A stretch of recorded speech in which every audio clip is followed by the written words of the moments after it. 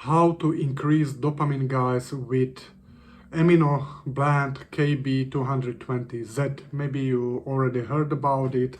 It should be non-addictive dopamine agonist. Okay, so it has really simple ingredients in it. Okay, and in this video I will try to mimic this amino blend, okay, that showed really great results in some studies. Okay, so like I said, it's basic blend of normal supplements. Okay, so but there are many reports on powerful effects on dopamine, craving reduction, mood stabilization, especially in addictions, ADHD, and PFS-like cases. Okay, so here's the real breakdown. Okay, so I have also my own system how to improve dopamine. Okay, so it's bit different road. Okay, so if you need my help, you will find a link for my coaching.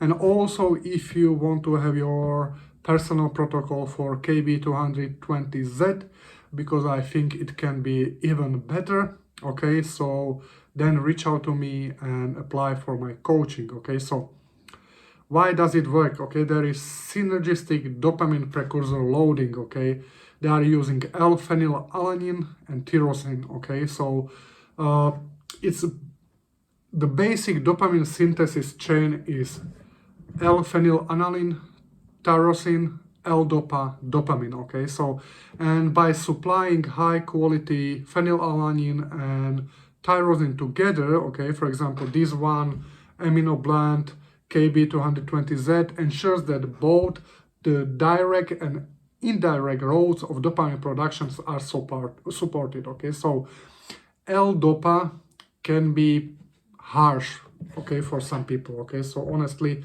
because with L-dopa you will avoid or you will like remove all the steps, okay, so that you need. Okay, so L-phenylalanine requires phenylalanine hydroxylase. Okay, so tyrosine hydroxylase and then dopamine. Okay, direct tyrosine supplementation skips a step and loads the system faster. Okay, the faster is, like I said, L-dopa, but L-dopa then can create a lot of anxiety in some sensitive people. Okay, so if you want like dopamine rehab, not like really strong dopamine push, this is really good way. And honestly, also for hormones, DHT and other things, I think the gentle route is much better than like blasting androgens and so on and so on. Okay, so inhibiting dopamine breakdown mildly. Okay, so KB220Z contains my favorite adaptogen. I was using this adaptogen like 15 years ago. I read a lot of Russian books on adaptogens. Okay, so I had studied this extensively. Schisandra, rhodiola rosea. Okay, I probably tried a lot of them. Some of them are not so good. I like rhodiola rosea. Rhodiola rosea is probably not the best one for PSSD guys. Still good, but not the best choice because it also blocks the breakdown of serotonin. And if there is a lot of serotonin in your system, probably you don't want to block it. Okay, so but rhodiola rosea mildly inhibits MAO A and MAO-B. Okay, so the enzymes that break down dopamine, serotonin, norepinephrine. Okay, so it doesn't block MAO strongly. Okay, so like some of these MAO inhibitors do, but enough to preserve dopamine longer. Okay, so the result is that your brain keeps more dopamine around without going manic or hypertensive. Okay, so like if we use some type of drugs and so on. Okay, so also, like I said, I have my own dopamine regulation via prolactin pathway. Okay, so all is done naturally. Okay, there is also one route with medication, but only very low dose. Okay, so but I do it mostly with natural supplements. Okay, this is also my route. Okay, so Also, another thing is that this amino blend will enhance dopamine receptor sensitivity because chronic stress and PSF often cause dopamine receptors desensitization. We are talking about D2 receptors, okay, and ingredients like rhodiola, passion flowers, and other adaptogens help restore receptor sensitivity, not just dopamine quantity, okay. So I drink coffee for that, okay. So it's like mild boost, okay, or mild sensitization of D2 receptors, okay. So okay, some compounds also act as allosteric modulators, meaning they make receptors respond better to dopamine without needing high level of dopamines, okay. So you don't need really high level of dopamine if there's no sensitivity, okay. So you feel normal dopamine levels again, even if total dopamine isn't massively increased. And if you will watch my other videos, you will see exactly this, that sensitivity is sometimes better than a huge amount of like dopamine itself, okay. So it's the same like testosterone, okay. So if your androgen receptor sensitivity is weak, you can have like 1500, 2000, and you get no results from that, okay. So that's the reason why guys with 500 testosterone and proper androgen receptor sensitivity get much more from testosterone, okay. And the same is for dopamine, okay. So we want to increase sensitivity, okay. So this also we have balancing endorphins and GABA glutamate because this blend also supports GABAergic tone, okay, so calming the brain.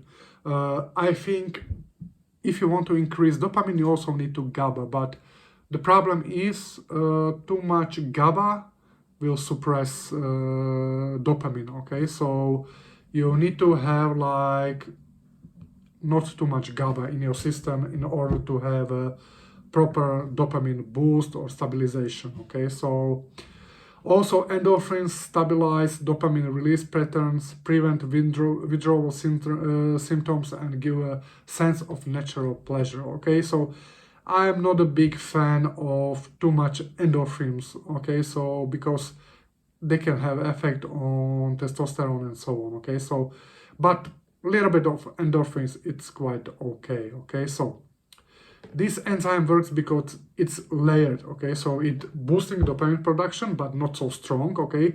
You get the precursors, okay, but you need to have also cofactors, and there are some cofactors missing in this blend, okay. So if you need also the other cofactors, and if you want the custom protocol for you, you will find the link for the coaching, okay.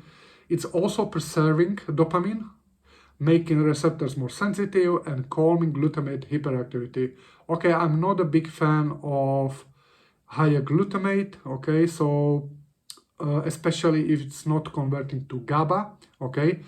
Glutamate will convert to GABA, but if you don't have cofactors, you will have more likely this glutamate overactivity, okay. So especially guys that have problem with methylation can have this issue. They have too much of glutamate in system, therefore there are also other amino acids that can help with that, okay. So and at the end this blend is also supporting endorphin tone, okay. So it's not a blunt force dopamine spike like Adderall or L-Dopa, okay. It's like more neurochemical rehabilitation, okay. This is also how I work with clients. I don't like blasting androgen, all these kind of things, slowly increasing everything. That's the best thing I personally think, okay. So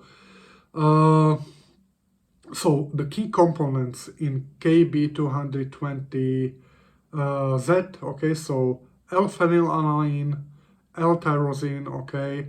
L-phenylalanine is dopamine precursor, okay, so L-tyrosine boosts dopamine directly.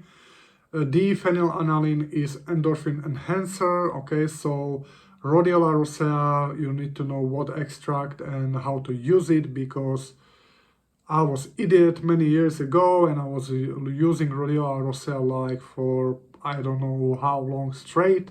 You need to cycle, guys, like ginkgo and all other things, because these are adaptogens. Okay, so rhodiola rosea is mild Mayo inhibition, and it's really strong adaptogen even for cortisol. Okay, so in this blend there is, I think, also patient flower extract. It's GABAergic don't support. I think there are also better ways how to increase GABA. Okay, so also here is glutamine, but you also need one cofactor, otherwise you can increase glutamate, you can have more glutamate and not more GABA. Okay, so guys, that's it. Okay, so like I said, also if you are using rhodiola, you need to cycle rhodiola properly in order to avoid the receptor down regulation, prevent tolerance, and so on.